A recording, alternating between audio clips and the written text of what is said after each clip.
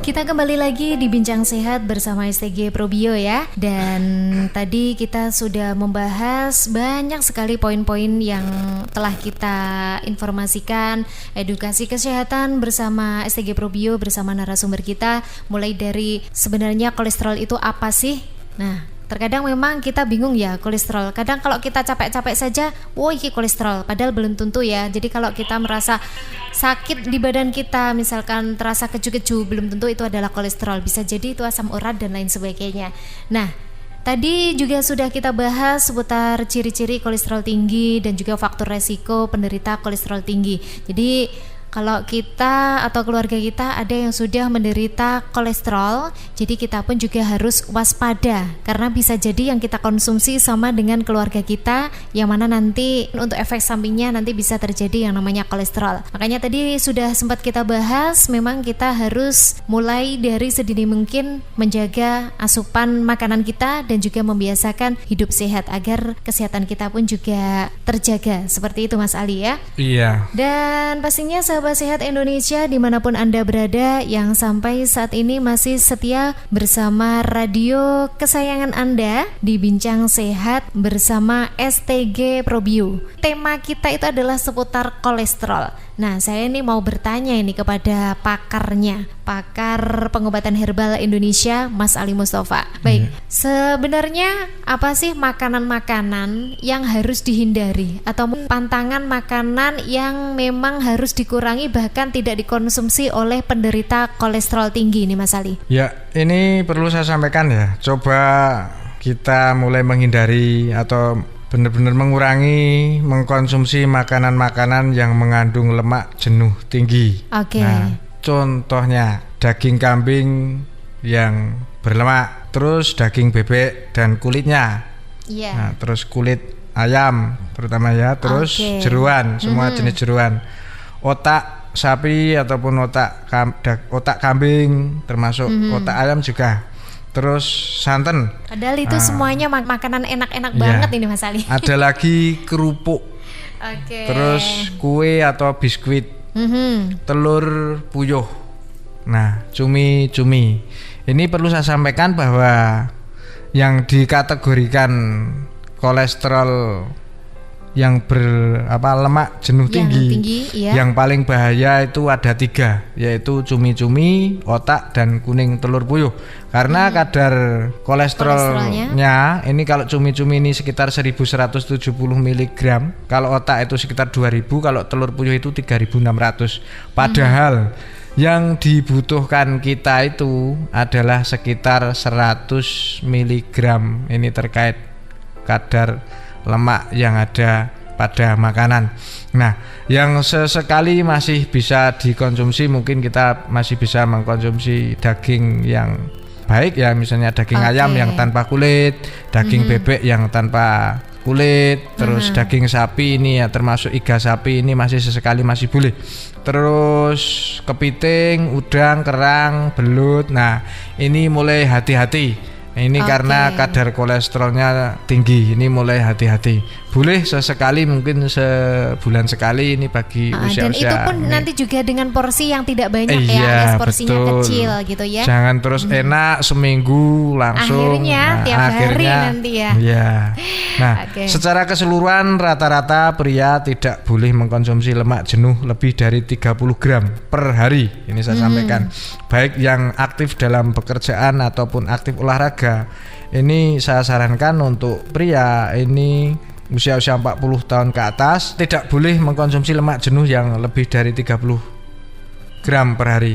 Untuk wanita, nah untuk wanita ini untuk saya ini. Nah, ini tidak boleh lebih dari 20 gram per hari. Wow, karena ini malah di bawahnya laki-laki ini harus ya di Mas bawahnya. Ali ya? Makanya ini perlu saya sampaikan, ini untuk mengontrol terkait obesitas atau berat badan juga. Jadi jangan mentang-mentang badan saya sudah segini, saya pengen kurus, kita stop mengkonsumsi makan lemak, ini juga tidak bagus. Akan tetapi porsinya saja dikurangi. Nah, jadi memang yang kita konsumsi itu harus seimbang Mas Ali ya. Iya. Karena gini, bagi penderita kolesterol dan trigliserid tinggi ini sebetulnya cukup berbahaya ya kalau misalnya kita tidak paham terkait apa yang kita konsumsi yang saya sampaikan tadi. Ya. Oke, jadi memang asupan gizi atau mungkin asupan makanan yang kita konsumsi ini pun memang harus seimbang. Jadi antara cowok sama cewek ini memang kalau cewek harus ada di bawahnya, nggih. Jadi kalau misalkan cowok yang dibutuhkan 30, jadi ceweknya cuma 20 saja. Boleh kita mengkonsumsi makanan yang tadi sudah disebutkan ya, tapi dalam porsi yang kecil atau sedikit, dan itu pun juga tidak setiap hari. Bisa kita konsumsi 1 bulan sekali atau mungkin 2 minggu sekali, boleh ya Mas Ali ya? Boleh. Pokoknya yang penting porsinya itu jangan banyak dan juga harus diimbangi dengan olahraga dan banyak mengkonsumsi air putih. Itu jadi untuk nilai gizinya nanti bisa seimbang ya. Iya, betul. Nah, itu kalau misalkan ini Mas Ali ya. Jadi kita sudah menginformasikan untuk sahabat sehat Indonesia terkait dari pantangan makanan bagi penderita kolesterol tinggi. Nah, sekarang apa saja sih kalau misalkan kita menderita kolesterol, makanan yang mesti kita konsumsi agar kolesterol kita nggak nambah-nambah atau setidaknya malah bisa menurunkan kolesterol kita. Seperti itu Mas Ali. Ya, memang kolesterol tinggi ini di dalam tubuh ini terutama faktor yang paling bahaya kan ke jantung dan otak ya. Akan tetapi kita harus paham makanan-makanan yang baik untuk kita terkait mengontrol ataupun menurunkan kadar kolesterol dengan mengkonsumsi makanan-makanan baik. Nah, salah satunya adalah kacang-kacangan. Nah, kacang-kacangan ini cukup baik dikonsumsi untuk mengontrol terkait kolesterol tinggi. Terus kacang-kacangan ini juga membantu menurunkan kadar LDL ya. Betul, atau lemak jahat ya. Lemak jahat, betul. Terus yang kedua adalah sayuran hijau. Sayuran hijau seperti bayam, kangkung ini terbukti dapat membantu menurunkan kadar lemak jahat juga. Hal ini karena dari sayuran hijau ini antioksidannya cukup tinggi. Yang berikutnya adalah kalau buah ini pisang. Karena kandungan dari pisang sendiri, kandungan kimiawi dari pisang ini berguna untuk mengurangi kolesterol dari makanan-makanan yang dikonsumsi bebarengan. Oke, nah ini kalau kita ngomong masalah pisang ini Mas Ali ya, pisang yang baik kita konsumsi untuk penderita kolesterol itu memang ada rinciannya atau segala macam pisang boleh? Yang paling baik memang pisang raja, pisang Ambon ini baik, karena sudah dikenal bahwa pisang raja, pisang Ambon ini baik untuk kardiovaskuler atau untuk jantung seperti itu.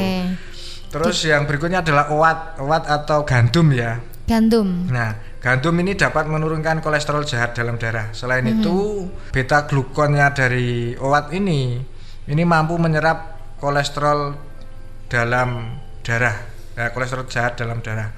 Terus teh hijau. Nah, teh hijau ini juga bagus untuk dikonsumsi.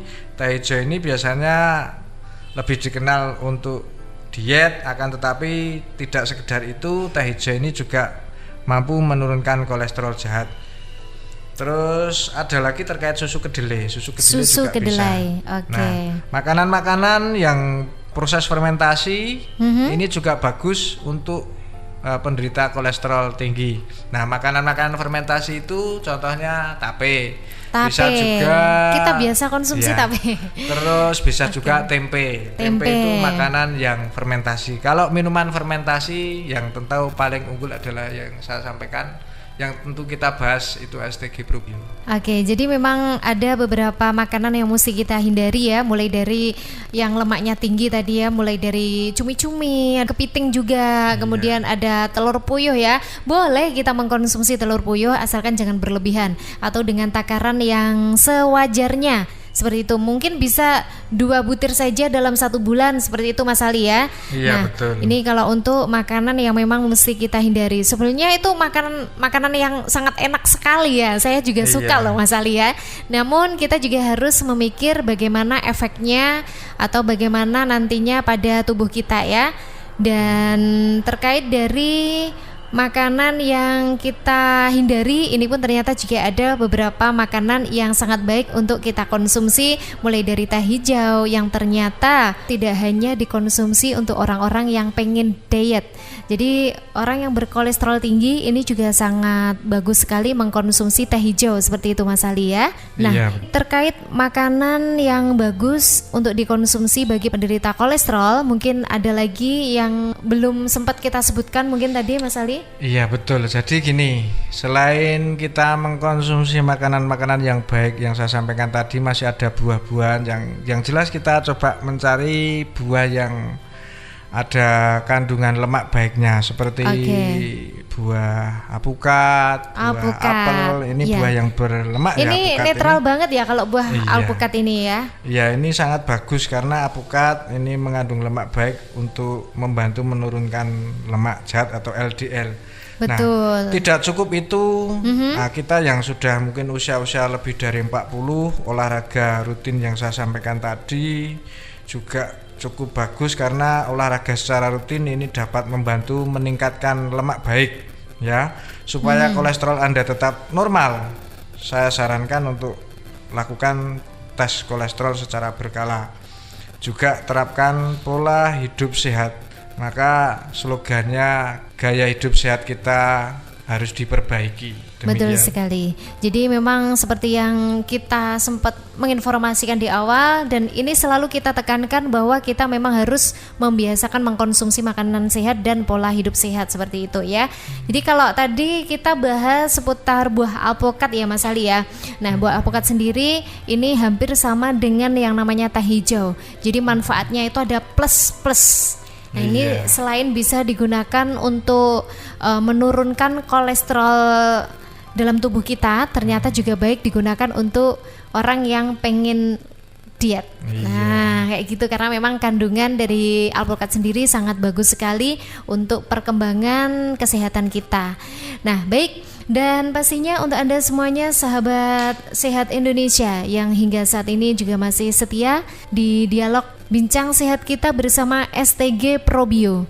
Perbincangan kita kali ini sangat seru sekali. Kenapa? Karena memang yang kita bahas hari ini khusus untuk Anda semuanya adalah seputar kolesterol yang memang ini sering sekali kita dapati di lingkungan kita. Terkadang di keluarga kita juga mengalami kolesterol tinggi seperti itu. Jadi memang ini pas banget untuk poin-poin yang kita informasikan hari ini ya. Dan luar biasa sekali karena memang hari ini kita sudah membahas beberapa poin penting, dan kalau tadi ada cirinya juga sampai pada detik ini kita masih membahas seputar makanan yang baik, makanan yang kurang baik untuk kesehatan kita, terutama untuk penderita kolesterol tinggi ya. Baik, untuk Anda semuanya sahabat Sehat Indonesia dimanapun Anda berada yang masih setia barengan sama Bincang Sehat, kita akan kembali lagi sesaat lagi. Pastinya Anda kita jangan beralih kalau kita channel, menderita tetap bersama radio kesayangan Semakin seru Anda ini Mas Ali kalau kita membahas seputar asam urat ya, karena memang asam urat ini sering sekali seperti kita penyakit jumpa